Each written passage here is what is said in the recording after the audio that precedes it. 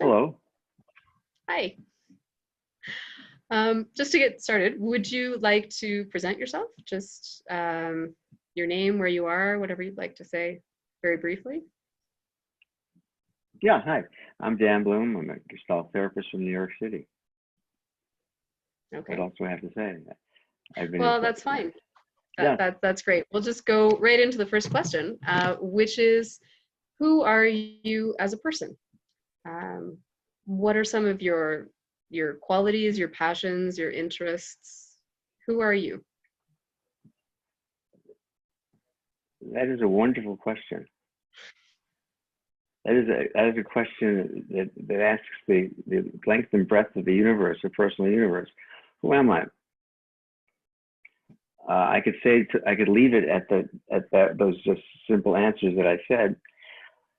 I can answer it historically. I can answer it presently. I can answer it who I want to be. Yep. Who I am has changed so much. You're asking me that question in the middle of the time when time has ended, time when there's no future, and time is lateral and time is historical. Who I am is in this time of the pandemic is a person whose time is frozen.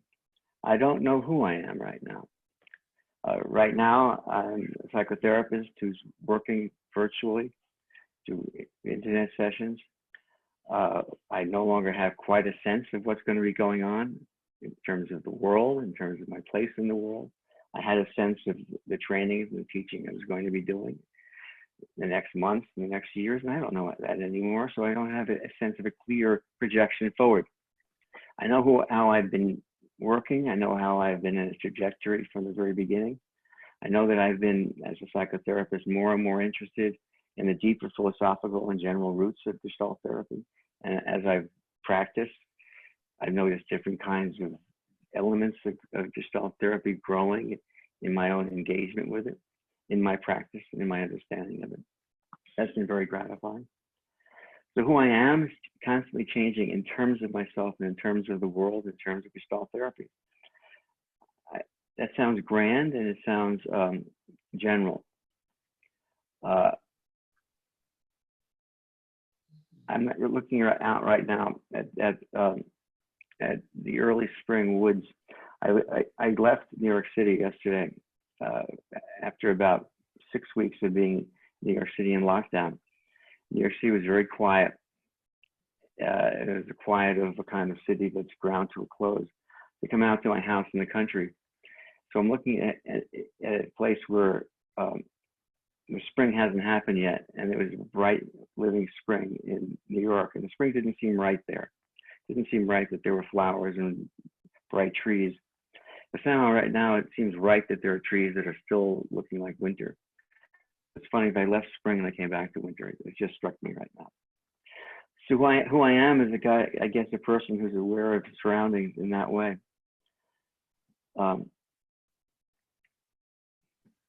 I came to Gestalt therapy because I was a lawyer. I practiced law for about 7 years. How I became a lawyer was, I guess, a series of personal mistakes or choices based upon interest in language, interest in thinking, and the interest in becoming a professional. But it wasn't who I was, because I'm not interested in business, and I'm not interested in arguments in which you have to win to somebody else. And that was what it was being a lawyer. And I'm also not very good at details, as anybody who's read my writings could tell you. I need I need a lot of copy editing, you know, and it's really terrible. But I need a lot of copy editing, and you can't need a lot of copy editing when you're a lawyer. You cannot send somebody pleadings or a brief when you need a lot of copy editing. Period. And wasn't me.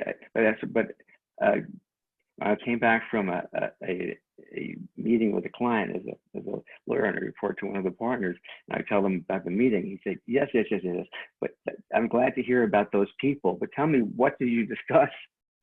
I was telling him about the process. So it was clear to me that I was more interested in people than in the details of that meeting. So I was drawn to being a psychotherapist for doing some counseling work. And what drew me to Gestalt therapy was an accident, because the counseling organization was run by Gestalt therapists. We didn't announce themselves as Gestalt therapists, but they were running groups. And it was, well, it was in the late 70s. And Gestalt therapy was kind of hot, and the human potential stuff was kind of hot. And I backed into Gestalt therapy through the side door. And at that time, you didn't need any licensing to be a psychotherapist. So I started to do counseling on the side, and I began to train as a Gestalt therapist, again, sideways. I could have gone to be a psychoanalyst, but that would require a lot more structured work. It was much easier in a way to be a Gestalt therapist back then. Also, I had done enough of that study. It was easier for me to go into the Gestalt therapy world. I'm compressing a lot of personal detail there. Yeah, no, there's a few more questions coming up to tease some of that stuff out. Yeah, you can get to that. So who are you? So who are you? That was the question. Who are you? Yeah. Can you figure that out from what I said? Yeah. Did I slide off of that? Yep. Unless there's anything you want to add to the who you are as a person, or if you want to come back to that. As a person? You mean as a person? As a person, yeah. Not the narrative, not the chronological, structural. Who are you as a person? Oh no, that's another interview. Give me a hint. How does a person answer that question? Well, I can tell you other people have answered that. I've gotten I've gotten verbs. I've had a string of adjectives. I've had chronologies and curriculums and a few I don't honestly knows. Well, I wouldn't say that. Yeah. I mean, I don't honestly know. But it's kind of like maybe in a right now, sort of not a what you do, not a what you have, not where you were. Yeah, but that's good. You see, I'm an historical person. I believe in lived history. You know, right. I believe. Yeah. So to some extent, in telling you that, I'm giving you a sense of the momentum of the ball that's still in motion, the pitch. Mm-hmm. Yeah, and that's part of my lived history. If I were to tell you that the street address that I lived in each of my addresses, that would be something else. But the choice of the pieces of the history that I've told you are the lived history that I'm telling you. So as much as I would be announcing the various organs how I put it, the vital parts of my present, as much as the vital parts of my past. So who am I as a person? Right now, I'm part of my present interest, direct in your face interest is how interesting it is to me to be in front of the screen with you occupying so much of my monitor. You can make me smaller. You can look at yourself too. I'm not going to look at myself because I've learned that is extremely distracting. Okay. And that it's an interesting experience for me. It's a fascinating experience to be this close to you and with your lively face. Now I've come to appreciate the virtual engagement, the lively virtual engagement with a person to a monitor. To take the step further from the flat planar engagement to the new three-dimensional that we create together in the interaction. So this is absolutely a person. I could, as if, reach through the screen and grab you this way, because I know what's behind you.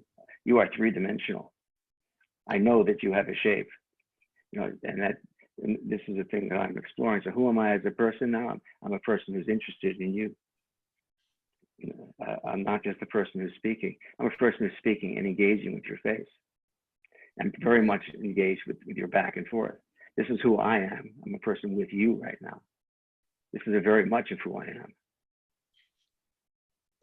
That's a really fun answer. It's a really fun answer, and it's a it's the experience of you, because now I don't have to ask you. You don't need the words. Yeah. There's a Yeah, between us. and I just thought my hand moves. You do that, and this is when people say you can't do this online. I say this is nonsense. I can tell you all the things I can't do. I want to have a list of things I can't do. Let's sit down and talk about what we can't do. Well, that's boring. That is absolutely boring. And this is not on the list of things that can't happen online. No. Yeah. Okay. I'm excited by the expressions on your face. Yeah, this is very interesting. I enjoy you very much. We've had very little time Very together, little, very little interaction. But yeah, I have a lot of curiosity. So, do you want another question? Oh, come on, yes. Sure. I love it. I once answered it. Somebody once called, I picked up the phone, which I almost never do, and it was one of these poll, asked me a political poll. I was so excited. I said, finally you're asking me. Someone's finally asking you the question. Finally, and then I lost the call. Oh, that's so unfortunate. Maybe they'll tune into the interview. So one of the other questions that we have is, what event or circumstance would you say has really shaped who you are, and how? Oh God.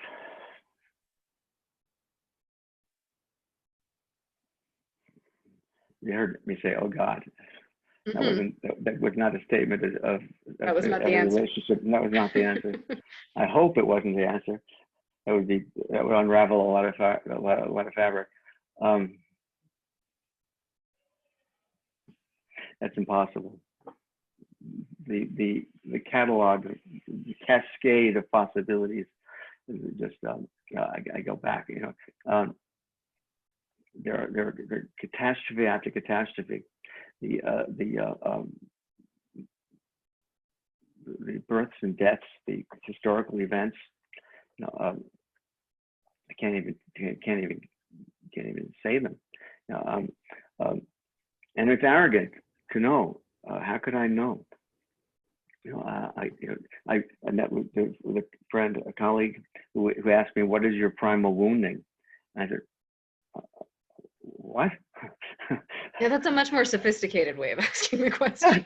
What's my primal wounding? I said, I sat down. I said, "So you've been in therapy?" I said, "Yeah." He said, "So what's your primal wounding?" We didn't call it that, and I never thought of it like a primal wounding. I got curious. Yeah, I wasn't necessarily aiming, at wounds and scars and no, I know you horror are. stories. That's where I went. That's where I went. The dental surgery I had when I was 10. No, I'm joking. I'm joking. But there are a lot of events. My first thought was I went to the tragedy of AIDS in the 80s and 90s. That I don't think I'll ever take the measure of that completely. I can never take the measure of that completely. When I was practicing as a psychotherapist, I never guessed that I'd be practicing through so much misery, so much death. I became a psychotherapist trying to figure out that when I did 78, give or take.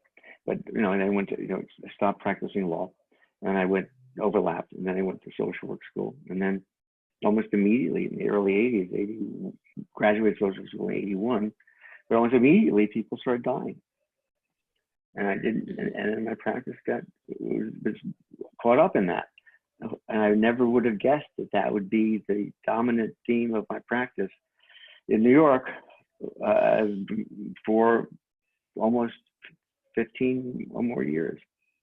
And that was no. So that was, but that can I say that was? I don't know. But that's where my first thought. That was my first thought. Does it affect me now? I don't know. I don't know. Okay.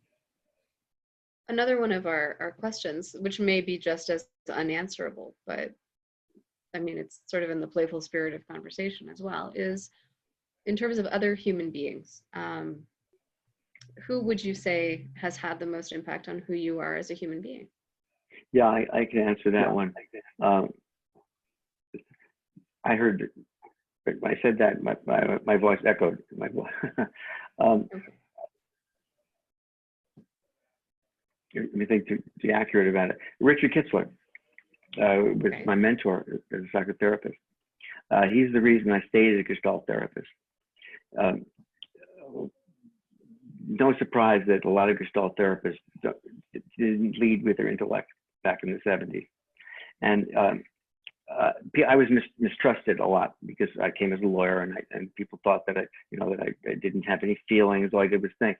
Richard was very thoughtful, very smart, very intellectual, and he had knowledge in philosophy, knowledge in literature, and immediately appealed to me. And he taught me Gestalt therapy, and he taught it in a very high level intellectual way. Also Isidore Fromm, but I studied more with Richard than with Isidore. And I respected his thinking. He was very brilliant. And if he weren't there, his style of thinking, I wouldn't have been interested enough in Gestalt therapy to stay, because he satisfied that part of my thinking, that part of my personality that needs that kind of precision, that kind of analytical skill. It was a royal pain in the ass. We had a rocky relationship sometimes, and but still he had grounded in literature and philosophy and in poetry and somewhat in music, but he still had that enough of that and respect for me, and he taught me, and for a long time, as my relationship with him matured and we became friends, he was my mentor, and he helped shape the kind of Gestalt therapist I wound up being, and yeah, and gave me the courage to maintain that, and it was okay for me to be as thoughtful a Gestalt therapist. Isidore would have done the same thing. A lot of the Isidorians I get along too. I mean, Richard was my primary teacher, Richard, Isidore, and Laura. Anyway. Okay. And I mean, those are three professionals, but are those the people who have shaped you in your life as a person as well? Yeah, well, Richard more personal, much more personal. But other than that, no, those were pretty. Richard was pretty. He cut across personal. We were personal friends, and that was a period of time from the 1970s on. When I was, so that was pretty much when I was much younger. Nobody quite as important as Richard. Yeah. I guess he would take the place of an uncle, father. Big pain in the ass. I know there's a bunch of us get together and we talk about how we fucked this up. We were all in therapy with him, so it's really, I said, my God, we never finished our transference. What a really, it's really terrible. He just ruined all of us. Yeah. And you say that with such a smile. Yeah. Well, that's the nature of the transfer. Yes.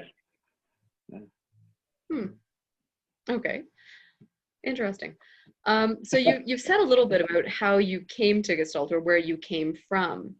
I don't know if you want to add anything to that, but I'm interested in what you were most attracted to in Gestalt.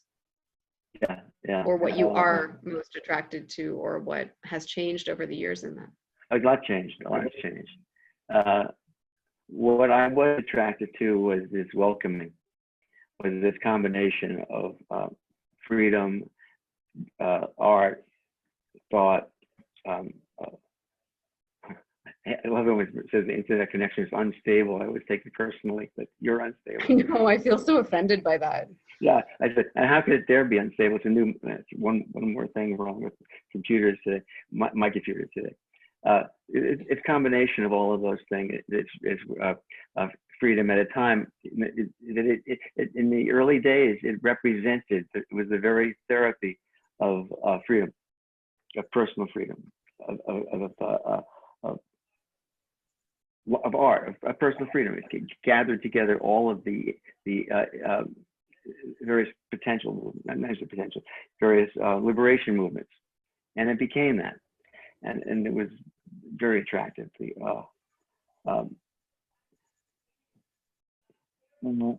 Over time,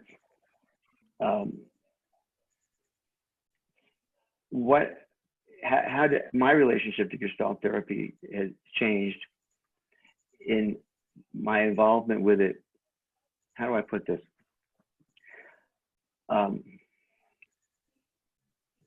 I was very active in different areas in Gestalt therapy. For a while, I was very organizationally active. I was very loyal to New York. I am very loyal to the New York Institute of Gestalt Therapy. That's my primary identification. And by being primarily identified there, I'm identifying myself with the history of the New York Gestalt therapy. That's important to me, Gestalt therapist, and I see a through line there. I don't know how to quite answer how I know where I am now in Gestalt therapy. I can answer it that way. I can't answer. Right now, I can't get a handle on how I got here, but I know where I am. Where I am now in Gestalt therapy is a great deal of respect for Gestalt therapy as its place in the world of contemporary Gestalt therapies. I see Gestalt therapy as fundamentally and importantly the most aggressively phenomenological of all psychotherapies. But we have a tremendous skill and gift to be a clinical phenomenology because we've been studying human experience from day one. And we're at the heart of Gestalt therapy is attention to human experiencing and the structure of human experiencing. And we are able to attend to it, articulate it, and to have the courage to ride it to its ultimate place. We don't flinch. We stay with experience wherever it takes us. That's what it is to be a Gestalt therapist.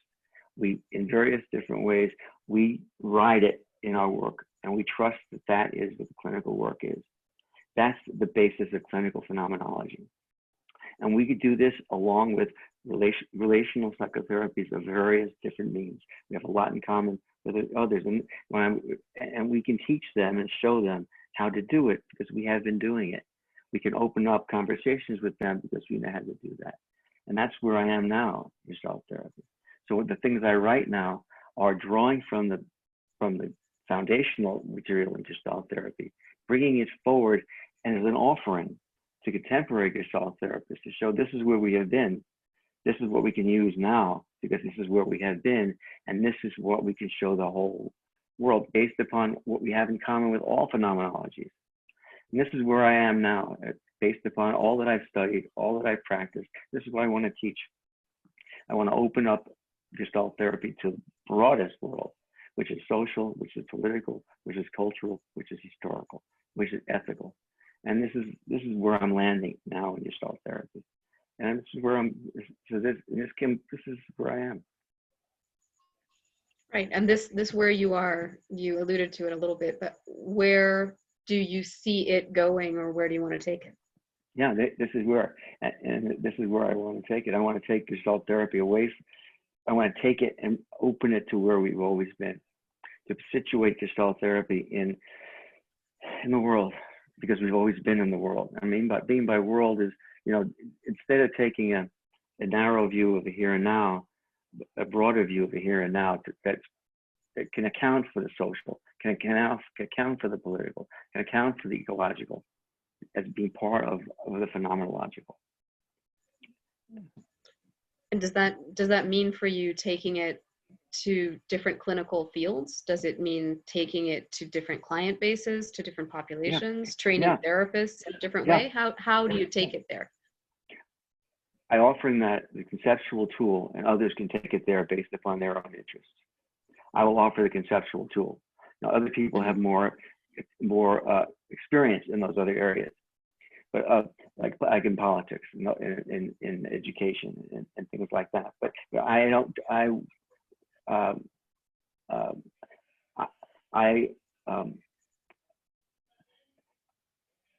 One of the axes I drive is that I don't see a limitation in Gestalt therapy. One of my colleagues said, I was doing Gestalt therapy for years, and then I saw the limitations in it, and I started to add in such and such.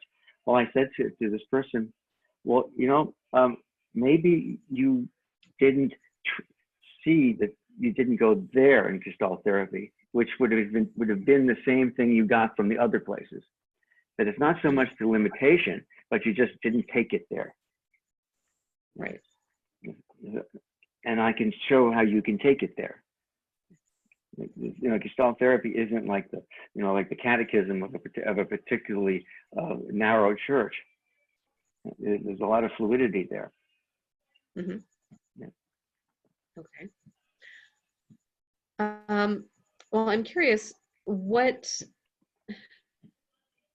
just trying to put these in some order. We do try and keep some kind of consistency, even though the conversations could go in so many different ways. Because I'm like, there's a question there that goes with this. Hold on. I'm curious, what have been the challenges for you in doing what you do, being who you are, how you are? What have been your challenges in Gestalt? Because I mean, if you're fighting against some people's ignorance of the capacity or the capability and their own ignorance of themselves, what have been some of your challenges?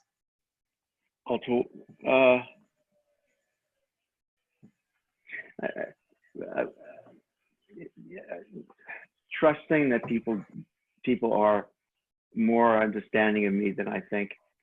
Well, how do I put this? Put it another way. Sometimes that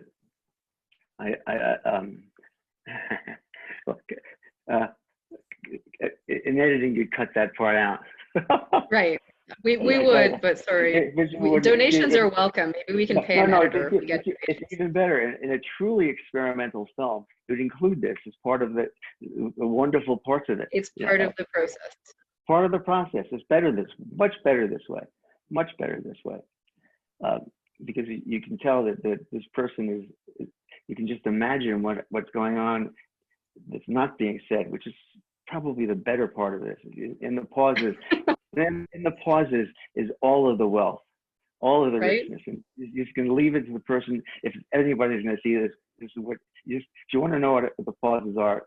We'll come back and we'll ask, what didn't you say in that interview? Right. What didn't you say? And it'll be the doctor. That'll be the good stuff. Written about it. I've had conflicts with people who misunderstood me. I think that I've been thought to be a little bit more disembodied than I am. I think that I might have been. I've gone through periods of my life where I was a little more. How do I put it? Aggressive than I experienced myself to be. People would be put off by my inclination to speak in declarative sentences, and that people would be pushed away. And I would push people away a lot, and people would feel that they couldn't speak to me. And rather than enter into what is sometimes referred to as a dialogue, they'd feel that I wasn't interested in talking to them, and I'd be accused of shutting off contact. And it would be very hurtful to me because it was not my intent at all. My intent was to continue a conversation, but because I would be speaking in a certain way, either because I was speaking loudly or quickly, or I was lost in the thought, I would be told, but you're not interested in me. And I'd say something like, but I am interested in you. But in that moment, I was caught up here, but I'm really interested in you and I'd like to hear from you. And but before that happened, I would get into people would cut me off and shut me out. And this was over a period of time, we're getting there. But the initial time, people would dismiss me because of that. And they wouldn't put me over here. And they would say, he's just not connected to other people. And not get that I was really hurt by this. And that, really, really hurt and confused. I didn't get this at all while this was happening. And that people really were not connecting with me. So the result was I felt, kind of, not understood, pushed away. It took a while for me to go, to understand my part in it, and to soften a bit, and to be more engaged and engaging. I take responsibility for some of it, and I also think other people ought to too, and other people have. There've also been fundamental. I was also, because over time I've inherited some of the family traits of the New York Institute of feeling that we had an axe to grind, and we did have an axe to grind, and those days are over. But over the decades, there was a sense that Gestalt therapy had lost its way, and we had a particular point of view. But that faded, and long after that faded, people still hold us responsible for being for being crusaders when we let that go for a long time. But I say, and I've had, and I've also softened a great deal on that.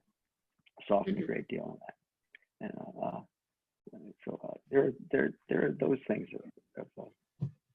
Yeah, it's always difficult to sort of carry a family name, right? Like yeah. Even though I remain substantially and fundamentally flag waving, and completely loyal to the history of Gestalt therapy, living history of Gestalt therapy. As people get that, the living history of the New York Institute, which means changing history. Mm-hmm. Okay, so those are challenges, definitely. Yeah. And yeah. I'm curious about how to frame this, and I'm trying to do it appropriately, because it's a question that I initially started asking. It wasn't on our list, but I started asking it with women. So now I've learned to ask more inclusively how you have experienced your gender and your identity in the field of Gestalt, if you want to speak to that. You mean being gay or being a man? Being gay or being a man or being a gay man or any combination of. Well, being a man is usually being invisible. I don't. I've only noticed myself as a man as against a woman noticing me being a man. Okay. Yeah, I remember. Yeah, I remember once at a meeting. Where was this? I think it was a Manchester conference. It was a wonderful experience, and I was speaking to a British colleague, and I was standing. She was sitting seated, and I was standing talking to her, and she said something like, "You're intimidating me, physically." And I said to her, "Wait a minute. Do you realize you're sitting and I'm standing, and we're making direct eye contact? I'm intimidating you." I realized that it's my physical presence as a man, no matter what my height is and her height is, still was intimidating. And I realized that this is a physical intimidation of being a man. I'm making a joke of it, but there's something about that. Yeah. And back to what I said before about my declarative sentences, I got this. There's something about male energy involved in that too, and I got a sense that there's something about a push in a male's energy that women also feel pulled back from. So I experienced that only in that context, and the gay issue I have also felt an invisibility about, is that there's, and I've been sometimes wondered about that, whether it could possibly be as good as that. But in the earliest days, most of the Gestalt therapists were gay back in the 70s. They were all, and it was most of them, yeah, sure, the New York Institute, for sure.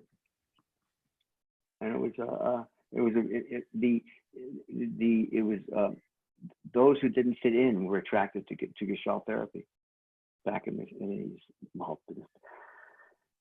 50s and the 60s.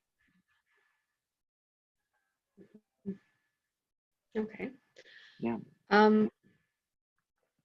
Yeah, I try not to, push or dig into any of the questions anymore. Just as far as you want to take the answer, and that's fine. I'm glad to, yeah, sure. Yeah. So one of the other questions that we do have is, some people have stories, anecdotes, whatever. Some have very memorable sessions as a therapist or as a client. But what would you say are some of or one of your greatest memories involving Gestalt in some way? Huh. I have no idea. I don't know. I'd have to really, if nothing comes immediately to mind. What are some people's great memories? Well, like I said, sometimes you have the life-changing epiphany, someone meets you, or you watch a client break True. Yeah, Domi and I carrying Sylvia Crocker home to her hotel in Puebla. She was drunk as could be. And what is it about that that makes it a great memory? So much fun. we were downing tequila. That's when I learned to drink tequila with the salsa with the different things. The camaraderie, the love of the three of us, and watching it and having such a good time, and kidding it with her about it. Three of us joking about it ever since, and reminding Sylvia about how we had to watch her going up the elevator, make sure she's in her room. And this reminds me of the kind of on again, off again loving relationship I had with Sylvia. We would tear at each other and have fights, and I would never speak to you again. And then after a few months, I said, okay, Sylvia, I love you. Right. So that's again, kind of the camaraderie, right? Yeah. Maybe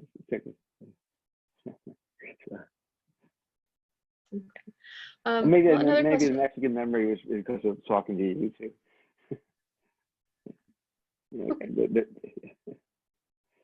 The Puebla connection there. Yeah. So how would you say that Gestalt over the years or right now or whatever has affected you as a person? I mean, you've said softened, you've said a lot of different things, but how has it affected me? It's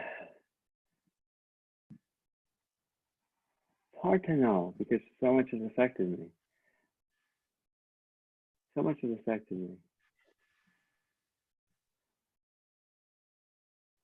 There's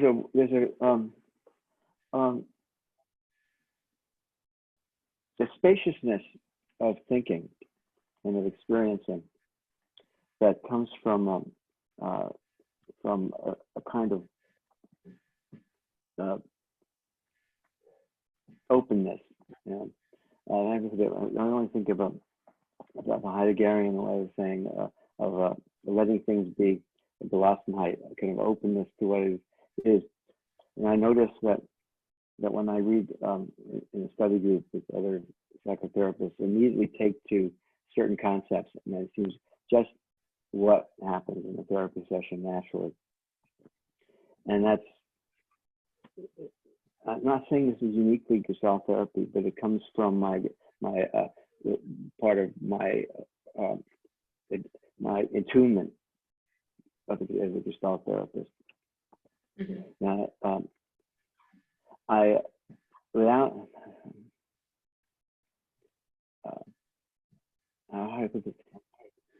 think that's something from Gestalt therapists have as a consequence of Gestalt therapy, good Gestalt therapy training, good Gestalt therapy practicing, as a consequence of it, that other therapists may not have. I have to. Okay. That makes, like when you say like an openness of thinking, I get the impression of sort of a not knowing and being willing to not know. Yeah. And maybe that's a very simple level. It's very simple, but and it's not. It's kind of a basic. A lot of therapy. I know you are much more subtle and much more nuanced than I am. I do know that. Yeah, but it's like that. But to gesture it, it's sort of the basic. Other therapies, yes, do that and not knowing, and certainly, but there's something very that. And when you see somebody do a demonstration, and the good demonstrations are those moments get achieved when those kinds of the clearing happens, a real clearing, right. And that when you do that enough, you can be in the world that way. It's a kind of a default place. I'm making that up. I don't know if that's true, but that's what's coming. Well, I mean, I asked how it's affected you, and you said that it's made you this way. I don't know if it has, but I don't know if that has, but that's where I can do that. Like, a Buddhist can say the Buddhist, but I haven't. Right. Okay. I'm also curious about where either you or Gestalt might be going in the future. Um, what do you see happening?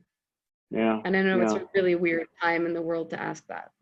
No, it is a weird time. Who knows? Yeah. Well, on the one hand, I'm worried because when I see, on the other hand, I'm not. What I'm worried about is when I see things like um,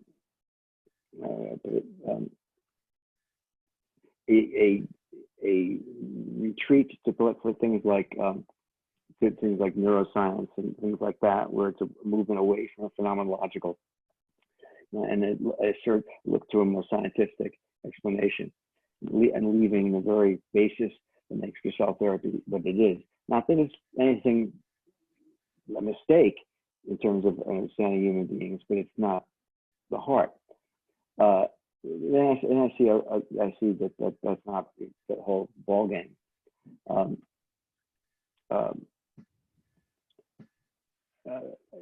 thinking when I'm doing it, I'm thinking about what programs and conferences are. I mean, some things are wonderful I see going on in conferences.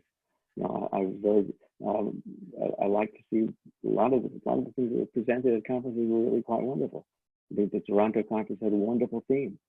You know, I don't remember what it was. I remember thinking how wonderful it was. The AGT conference, AGC conference, had a wonderful sensitivity, wonderful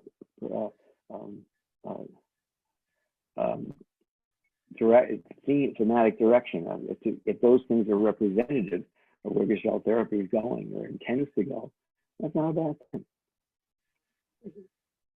If that's what people, if they're living, if that's the intention. Okay. Question is what's happening in various countries. In the United States, Gestalt therapy is disappearing. There's a lot more interest in other countries. A lot more interest in other countries. And a lot more interest in serious Gestalt therapy. I'm using Isidore's word at this thing. Malware is just showing up in front of your face. We'll get rid of it. We don't want to have that. No, I swear, there's no malware coming out of my face. I'm safe. Yeah. Okay. So about, you talk about intentionality and things. Where would you like to take? What would you concretely, particularly like to do? Well, not more what I'm doing. You know, Okay. I'm giving some lectures in the next month, online lectures to Italy and Ukraine on particular themes and opening up pushing some ideas into Gestalt therapy. I like to do more of that. Yeah, things like that. If that's what you mean. Still push some of those notions of Gestalt therapy, particularly I'm really focusing now on the relational, on responsivity, on the notions of how we can push the relational notions and explore and expand dialogue in a way that has a meaningfully ethical position. Things like that. Go on and on. And what is that for you? A meaningfully ethical position? Well, to take seriously our responsibility for one another, inherent in dialogue. Because I think that one of the themes in almost everything I think and write is to get rid of the cliches. And I think that some of a Gestalt cliche is dialogue. But I have a paper coming out in the Gestalt review towards the end of the year. It was one of the things I do is challenge the idea of inclusion, and see whether or not we can go beyond inclusion, because the inclusion has an assumption that I can understand your experience. But what if we say I cannot understand your experience? What I can do is be responsive to your experience, and that creates a different kind of, instead of a kind of a parallel mutuality, but a sense of this where we respond to one another, and that creates an ethical responsibility. And that happens instead of a kind of a parallel response, which is changing the whole structure of relationality. And that can happen in a therapy session, because it does happen in a therapy session. We say that it happens, because obviously, it's not, we're there for the person, so it's not parallel. But it goes beyond that, because it happens in therapeutic contacting. That's what we have to offer. I should explain that in more detail. But things like that, to go beyond our assumptions about what things are, to tickle out some of that. And that has an ethical dimension. It has some of what's called pathic. So we take on the other person.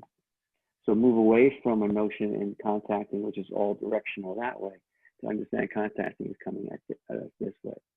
To move away from a kind of a phallocentric idea. I think we had an exchange on that one, which I think, and you pointed out how that's also happening in your world. I think this is where I think Gestalt therapy needs to take a breath in a more broad way and see that this is really what's going on. Yeah, I mean, what you just described to me sounds like a much less omnipotent kind of therapist, and it sounds like it recognizes a lot more difference and a lot more dynamic. Yeah, and a welcoming, not just a giving. Mm-hmm. Yeah, and that's a kind of a little adjustment of the basic theory, because the basic theory is a post-war theory.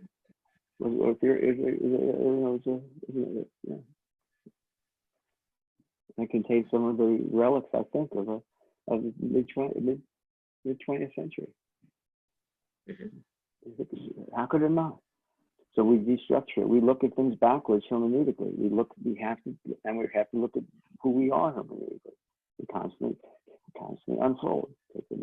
Turn the next page, and feel the page in our hands. And what does that mean? Who my patient comes in the door, right, is going to be the different patient who came in last year. And the therapist I am today is a different therapist who welcomed somebody last year. Can't change that. No, you can't. So that's where I'm going. That's the stuff that's cooking now.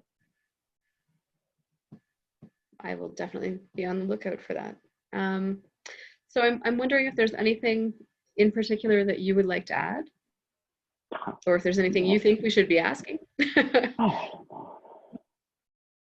No? No. Okay.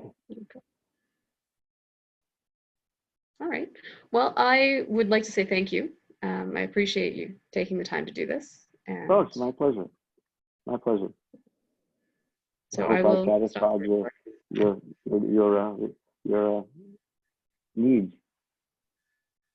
I'm pretty difficult to satisfy. I'll be back. We'll continue talking more, I'm sure, at some point. Oh, thank you. But that's what it is. This has been lovely. So thank you. Well, my pleasure. Anytime.